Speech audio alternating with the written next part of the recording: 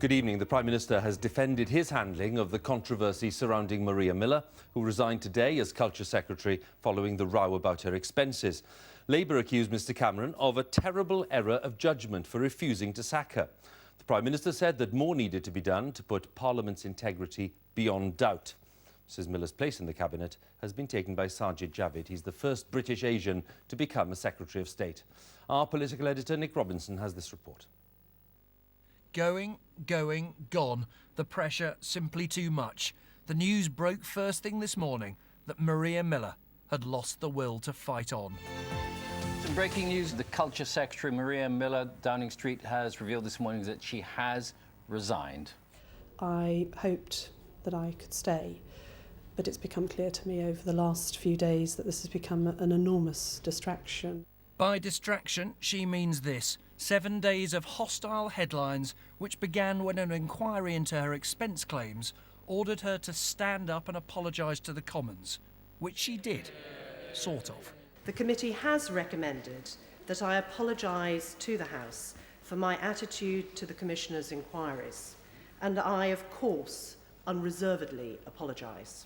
And that was almost that, just 32 seconds in all, but it was enough for David Cameron. And I think people should leave it at that. So I think that we should leave it there. I think she should get on with the job of being Culture Secretary, something she does extremely well. What stopped her getting on with her job were the questions about her expense claims for this Wimbledon house. She was cleared of the original charge, asking taxpayers to fund it as a home for her elderly parents.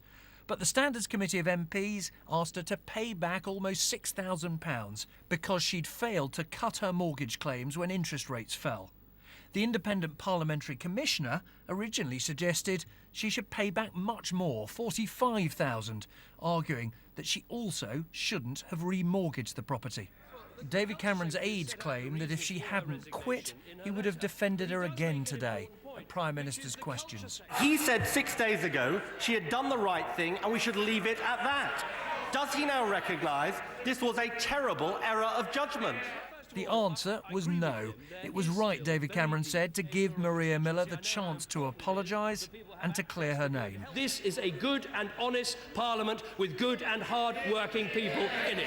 That is the assumption that I start for, and I make no apology for that. He just doesn't get it. That is what he has shown today. He promised in opposition to be an apostle for better standards, and he spent the last week being an apologist for unacceptable behaviour. If the right honourable gentlemen think that it is leadership to fire someone at the first sign of trouble rather than actually giving someone a chance to get on with the job, that is actually not leadership, that is weakness.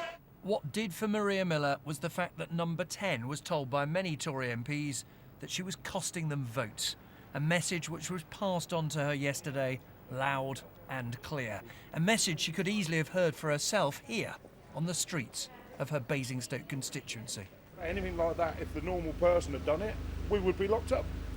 So why is it one rule for them and a different rule for us? The apology was next to useless, wasn't it?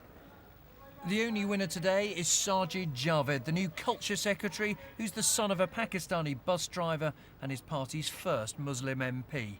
The new Minister for Women is Nicky Morgan. She is, though, a junior minister. There are now just 3 women who are full members of the Cabinet. None is a mother. That's one consequence of a decision which brought Maria Miller very close to tears. I want to make sure that this situation is clear to everybody and make sure that I can move on. What is clear is the country's yet to move on from its fury about MPs' expenses. One reason, maybe, why Maria Miller, who now lives here, will be giving her £17,000 redundancy cheque to a local charity. Well, Nick is at Westminster for us now. Nick, 5 years since the expenses scandal emerged originally. What does this episode tell us then? It tells us that public fury, when combined with newspaper indignation, is still one of the most powerful forces in British public life. It may feel, Hugh, as if almost nothing has changed in 5 years, because after all, back then in 2009, a Prime Minister was defending some of his own against criticisms that they had misused public money. Back then, the Leader of the Opposition was saying that the Prime Minister simply didn't get it. Words used by Ed Miliband today, but first used, of course, by David Cameron when he was Leader of the Opposition and Gordon Brown was Prime Minister. Now, it is clear to me that Mr Cameron and indeed Maria Miller regarded this as a so-called legacy problem. In other words, a legacy of the old way of doing business, the old rules, the old ways of policing those rules. What they seem to have not understood is that the real legacy of the expenses scandal was not that the anger had gone away since the rules changed. It was lying dormant. It was simply waiting for a spark to reignite it. And as a result of misjudging that, not only is Maria Miller out of her job, not only has David Cameron given a boost to his opponents, particularly in UKIP, opponents not represented here in the House of Commons, not only has had a distraction away from his big economic message, but he now finds himself in another row about the cabinet reshuffle that was forced today because he has a Minister for Women who isn't even a full member of the cabinet. Nick, again, thanks very much. Nick Robinson there for us.